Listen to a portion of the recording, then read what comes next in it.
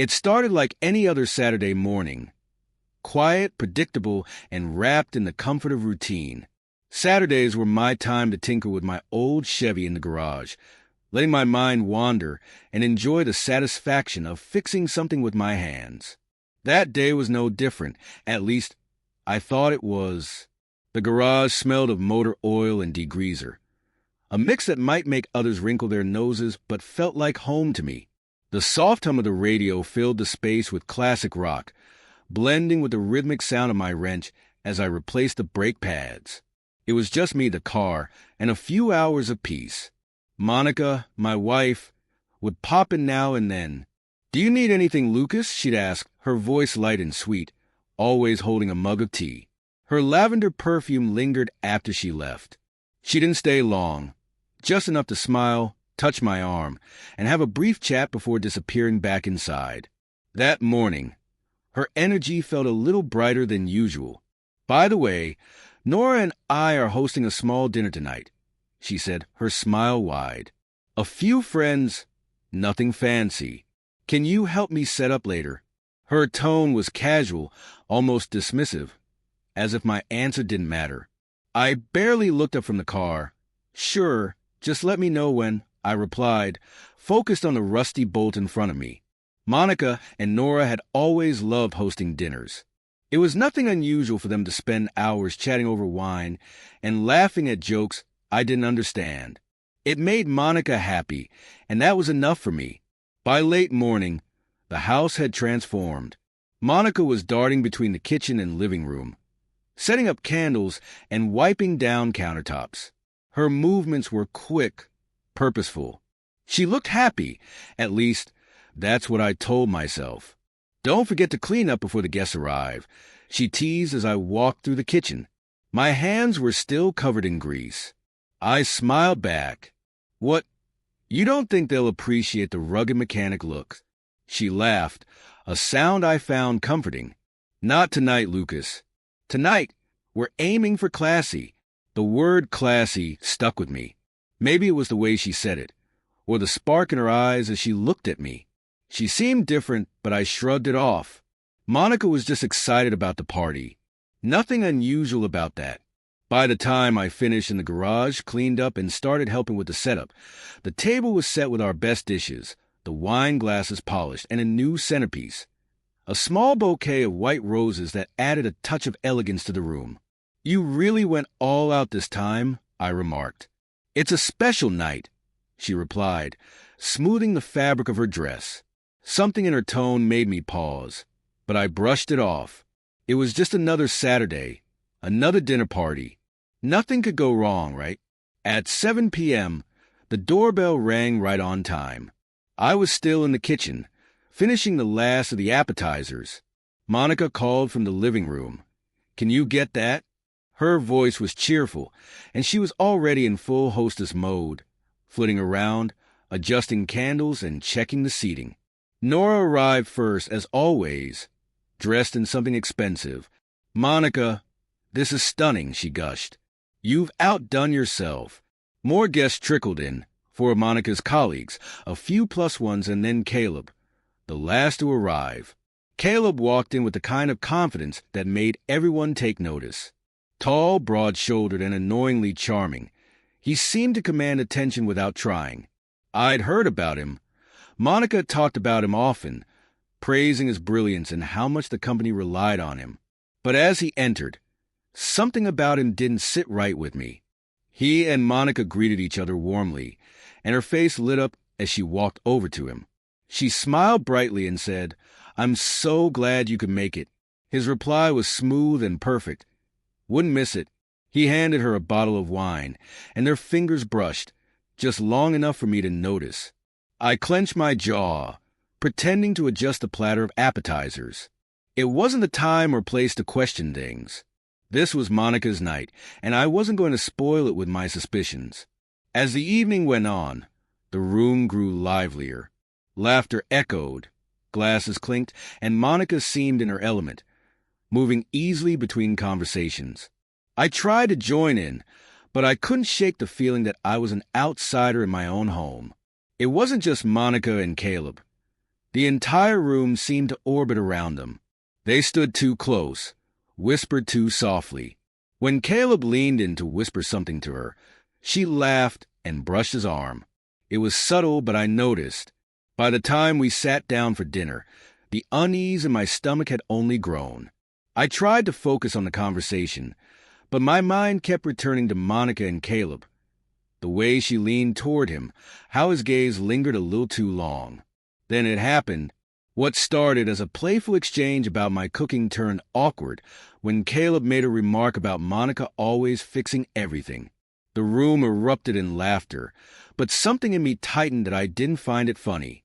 There was something in Caleb's tone, the way he said Monica's name, that made my teeth grind. I tried to ignore it, but Monica's next words were the tipping point. "Oh, Caleb, don't be so hard on him," she said, smiling. "He tries his best." She meant it as a joke, I'm sure, but the condescension in her voice, the little smirk, made my blood boil. Before I could stop myself, I snapped back with a joke of my own, something about Caleb's laugh being as obnoxious as his ego. It was petty, I admit, but I couldn't help it. The room went quiet for a moment, the tension thick, and then Monica did something I never thought she would. She picked up her plate of spaghetti, smiled sweetly, and threw it at me. The plate hit my chest with a wet splat, spaghetti and sauce flying everywhere. For a moment, no one moved. Then the room erupted in laughter, loud and mocking. I stood frozen, sauce dripping down my shirt. Monica was laughing. Caleb was laughing.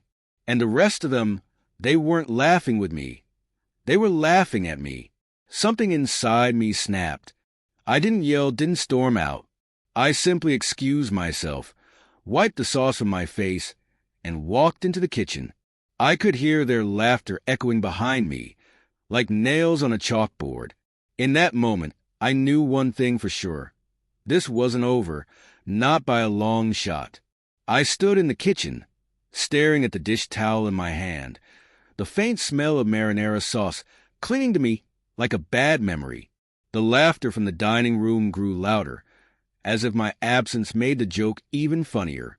I should have been furious, heartbroken, but instead, I felt something else, cold, calculating clarity. It was the calm that comes before a storm. The moment you realize you're done being a spectator in your own life. I took a deep breath and wiped at my shirt, though the stain still clung to the fabric. I didn't care about the damage to my clothes. It was my pride, my dignity, my sense of self that had been bruised. Monica had made sure of that when she decided I, her husband, was the perfect punchline for her lover and her friends. I glanced at the dining room doorway. Caleb sat with his arms crossed, a smug grin on his face. He wasn't just laughing at me. He was relishing it. Monica was at the center of it all, glowing, as if she were the star of a twisted performance. I clenched my fists, the edges of my nails digging into my palms. I wanted to walk back in there, shout, demand answers, but that wasn't who I was. Monica might have thought she'd won, but I was already planning how to take back control. Instead of storming in, I opened the fridge, grabbed a beer, and leaned against the counter. I sipped it slowly, letting the cold bitterness settle in my chest. The laughter eventually died down, replaced by casual conversation. Monica's voice floated through, sweet and melodic, effortlessly charming the group. It sickened me. When I finally walked back into the dining room, I made sure my expression was neutral. If they thought they'd rattle me, they were wrong. I wouldn't give them the satisfaction. "Well," I said lightly, brushing imaginary crumbs off my shirt. "That's one way to make a party memorable." The room froze for a moment, then laughter erupted again. Caleb clapped me on the shoulder. His gesture felt like an insult. "You're a good sport, man," he said, his voice dripping with false camaraderie. "Not everyone can take a joke like that." I forced a tight smile. "Oh, I can take a joke," I replied, my tone calm. "But you know what they say, sometimes the punchline comes later." The subtle thread in my words flew over most of their heads, but not Monica's. Her smile faltered for just a second, her eyes flickering with something I couldn't quite place. unease or guilt maybe. But it was gone as quickly as it appeared, replaced by her usual charm. The rest of the dinner passed in a haze of forced conversation and polite smiles. I played my part, nodding and laughing at the right moments, even though my mind was elsewhere. I watched Monica and Caleb exchange glances, her hand lingering on his arm, his gaze never quite leaving her. They were sloppy, too comfortable in their deceit to realize they were being watched.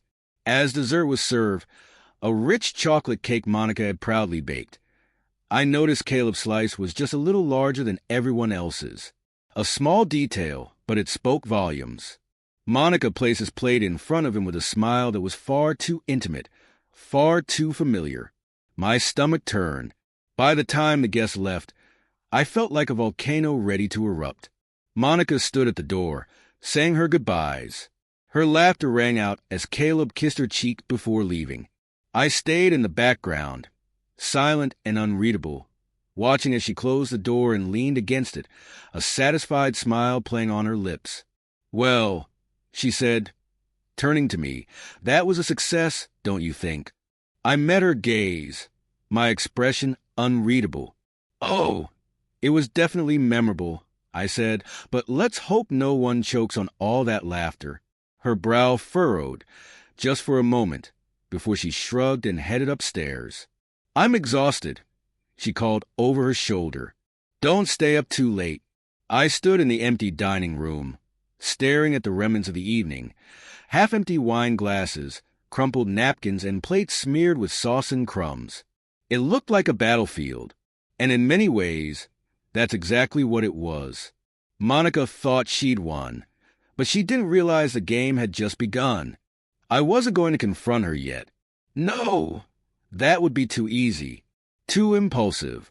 I needed to bide my time, gather my ammunition, and make sure when I finally struck, there would be no escape, for her or for Caleb.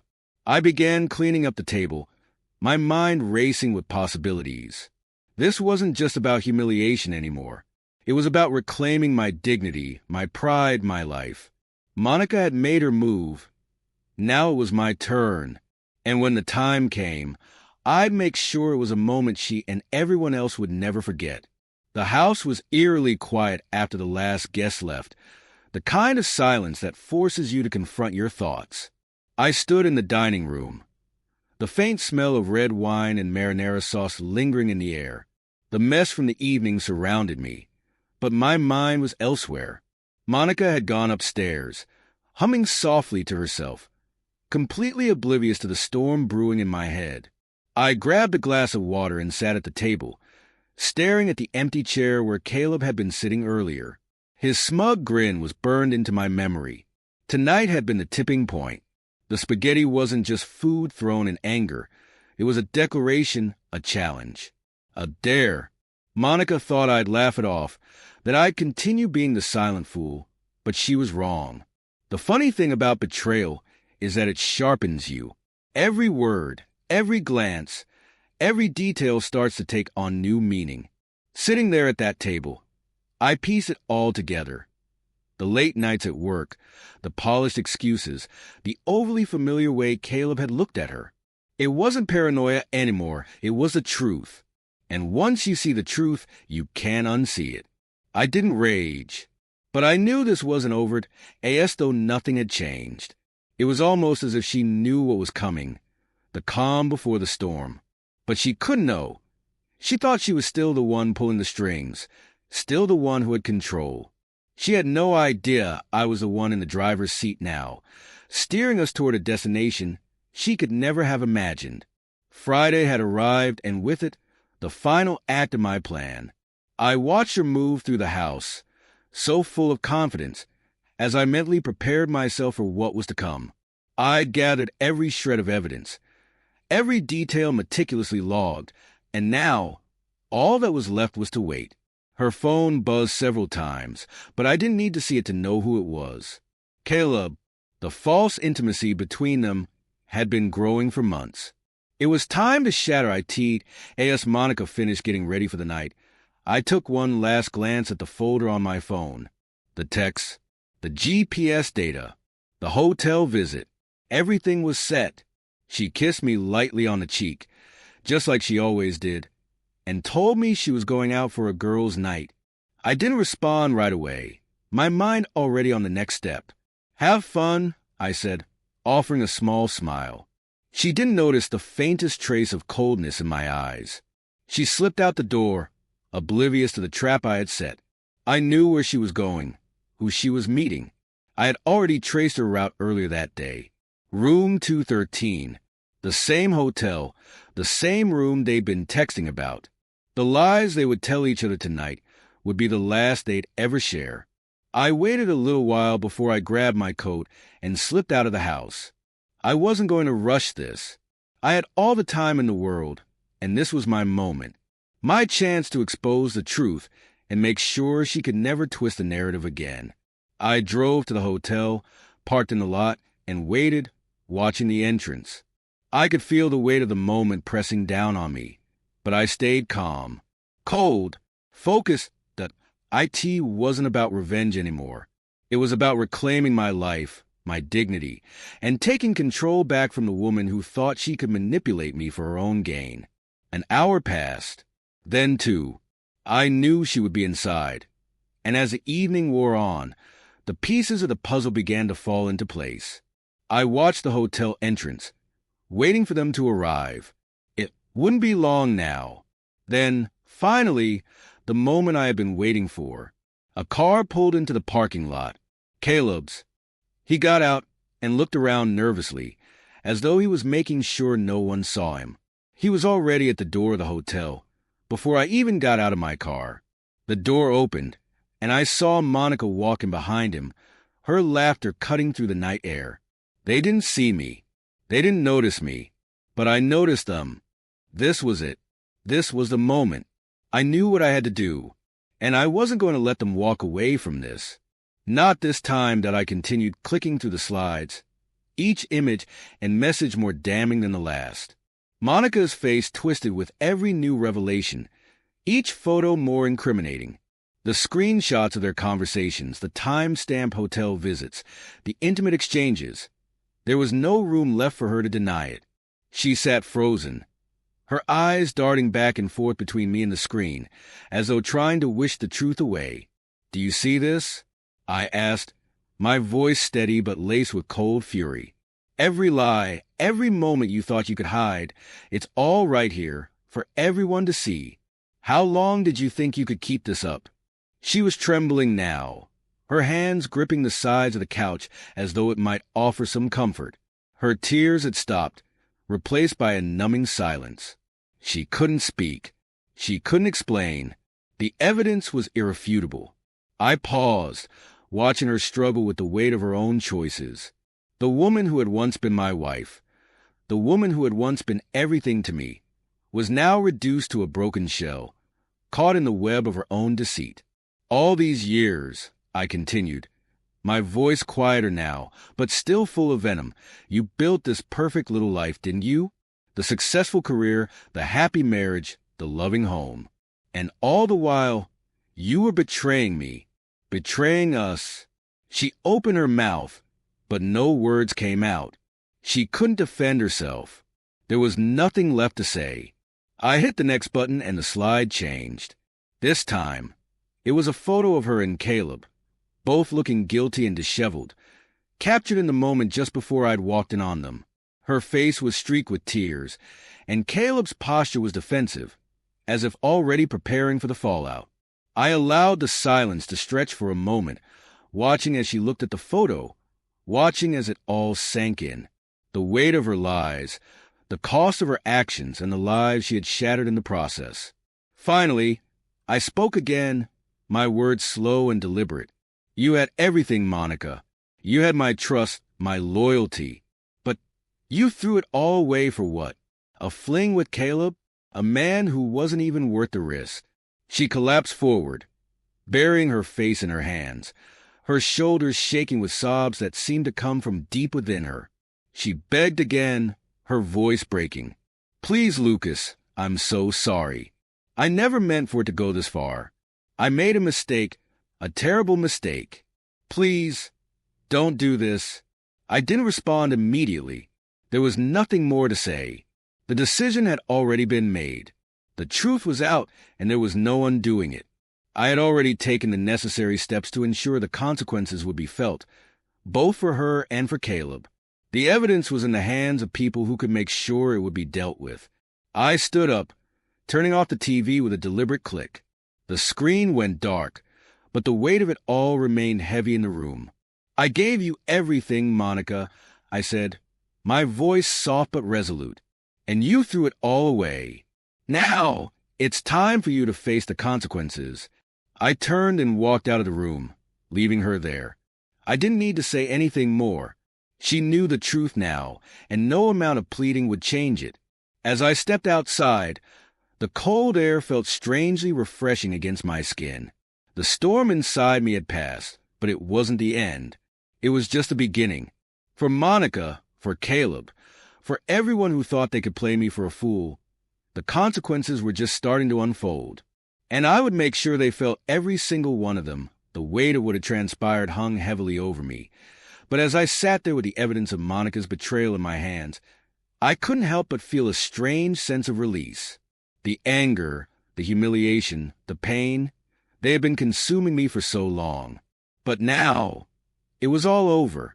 The pieces of my life, scattered and broken, had begun to settle, and what remained was mine to rebuild. The days that followed were filled with legal meetings, paperwork, and the occasional conversation with friends or family who reached out with sympathy. Most of the support felt hollow, an obligatory response to the situation, a form of politeness rather than genuine care. But some were different.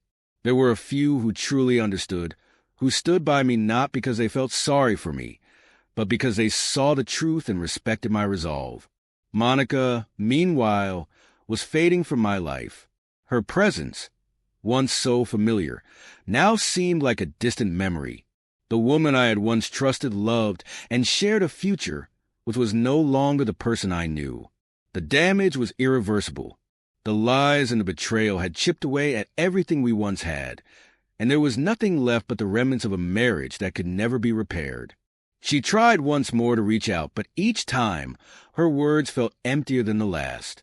Her attempt to hand over everything, bank statements, accounts, deeds, was a last-ditch effort to make things right. But it was too late.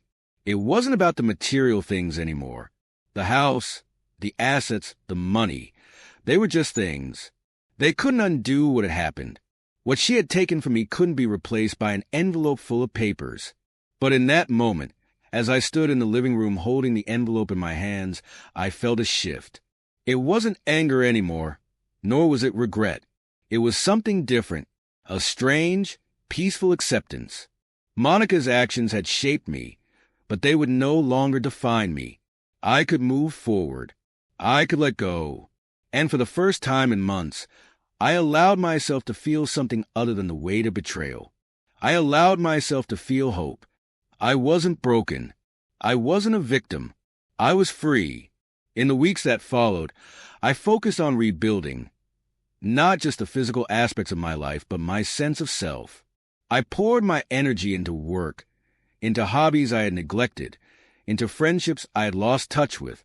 Slowly, the pieces of my life started to come together in ways I hadn't expected. I wasn't looking for revenge or validation anymore. What mattered was that I had taken control of my own future. And as the days turned into months, I realized something profound. Sometimes the only way forward is through the hardest, most painful moments. Only by facing them head-on could I rebuild the life I deserved. Monica's journey, I realized, was hers to make. I had done what I needed to do, and now it was time for both of us to move on. Whatever her future held, it wouldn't involve me. And as for mine, the possibilities were endless. I was no longer shackled by the past, and the future stretched out before me, filled with the promise of something new, something better. For the first time in a long while, I felt ready to embrace it.